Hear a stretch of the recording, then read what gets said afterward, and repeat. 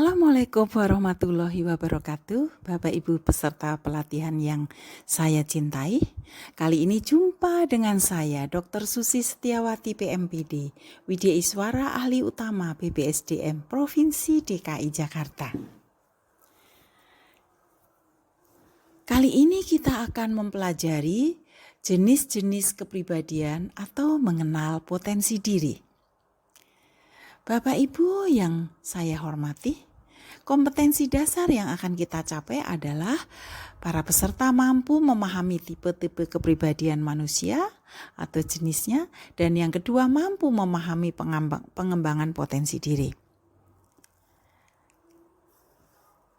Baiklah Bapak Ibu, sekarang kita akan mempelajari jenis kepribadian yang akan kita pelajari saat ini.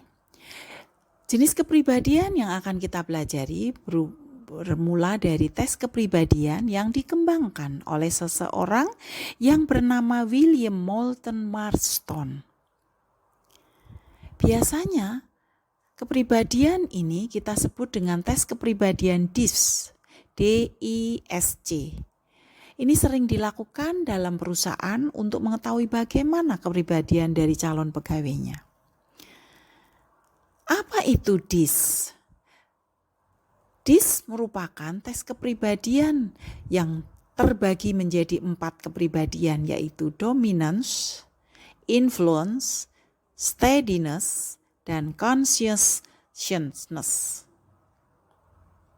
Keempat kepribadian ini memiliki sifat yang berbeda-beda. Akan saya jelaskan satu persatu.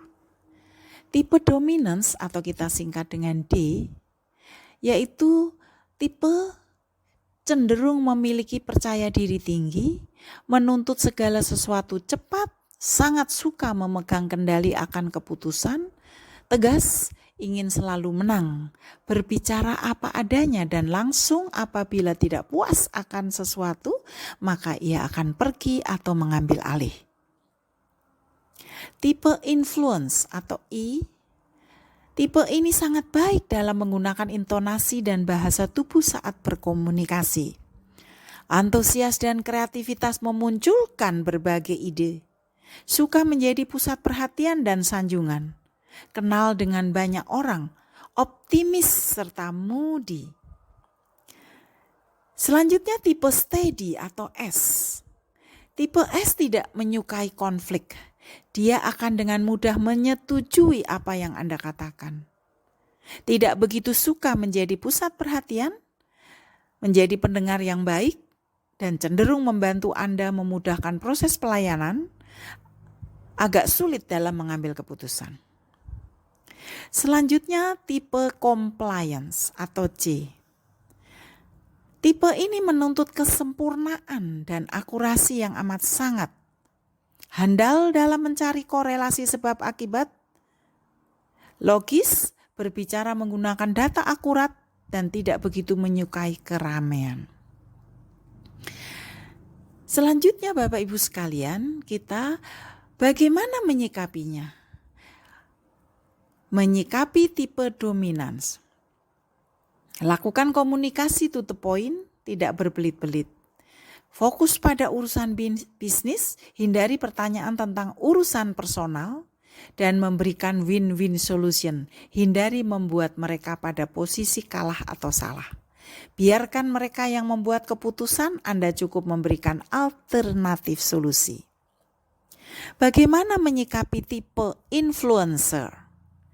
Memberi kesempatan mereka bicara. Memberikan pujian. Mereka lemah dalam hal detail, jadi mereka perlu dibantu dengan disediakan catatan detail. Kemudian menyikapi tipe steady bagaimana Bapak Ibu sekalian? Tipe ini tidak mudah membuka diri dan langsung nyaman dengan sesuatu sehingga perlu dibantu dengan menggali hal personal dari mereka. Solusi atau komentar diberikan sebaiknya mengusik zona nyaman mereka sehingga perlu berhati-hati dalam pemilihan kata-kata. Sebaiknya hindari kata-kata yang mengancam, mengesankan, memaksa, dan memberikan waktu untuk berpikir sebelum memutuskan sesuatu. Mereka perlu dukungan untuk akhirnya berani memutuskan sesuatu. Sebaiknya kita memberikan suasana yang bersahabat dan meyakinkan mereka konsekuensi yang akan mereka ambil merupakan hal yang aman. Selanjutnya, menyikapi tipe compliance atau C. Pastikan Anda siap dengan data yang detail dan akurat karena pelanggan ini sangat menuntut akurasi. Mereka suka sesuatu yang bersifat formal dan logis. Sebaiknya hindari sikap terlalu informal. Solusi yang Anda tawarkan harus jelas dan mudah terukur. Nah, Bapak Ibu sekalian, berbagai macam cara pendekatan, tatapan mata, eye contact dan cara bersalaman. Kalau dominance, aktif, jabat tangannya sangat keras, berani menatap lawan, bicara penuh percaya diri. Influence, aktif, jabat tangan cukup keras, tatapan mata bersahabat, senang menunjukkan kedekatan emosi melalui pelukan dan ciuman. Kalau steadiness, cenderung menunggu didekati orang lain pada pertemuan pertama, sikap wait and see.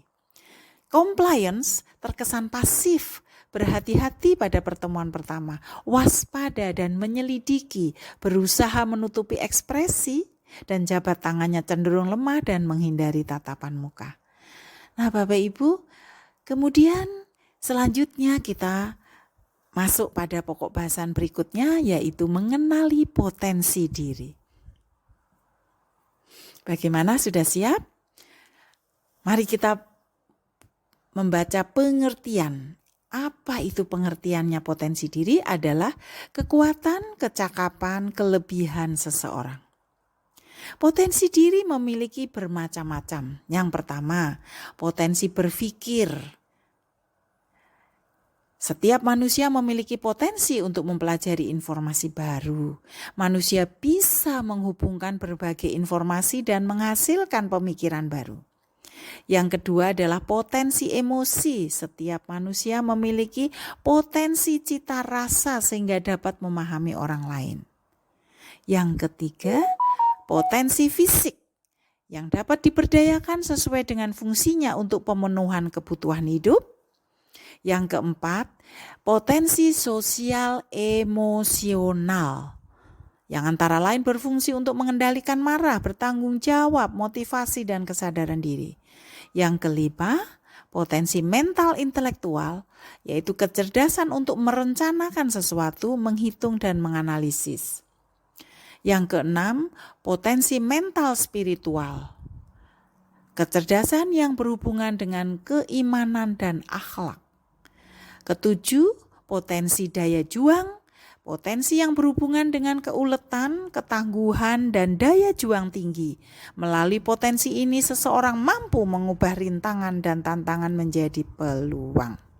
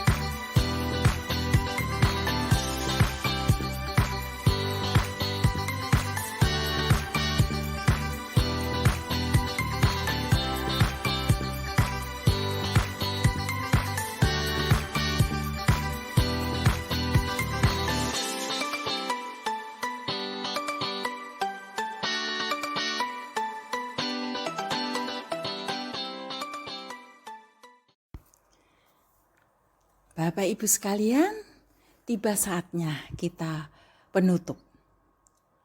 Bagaimana tadi sudah bisa mengenali kepribadian dan bagaimana pengembangan diri Bapak Ibu? Saya percaya Bapak Ibu semuanya dapat mengembangkan diri. Mengenali tipe kepribadian dan cara menyikapinya melalui tes DISC atau DISC kepribadian terbagi menjadi 4, yaitu dominance, influence, steadiness, dan conscientiousness.